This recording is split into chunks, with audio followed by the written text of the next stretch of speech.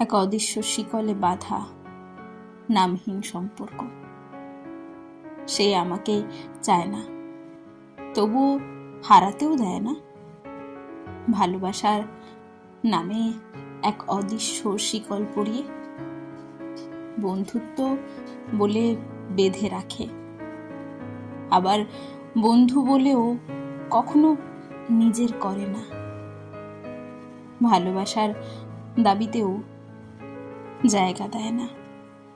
আমি শুধু তার জীবনে একটা থেমে থাকা গান, যার সুর সে শোনে না, তবু বন্ধও করে না।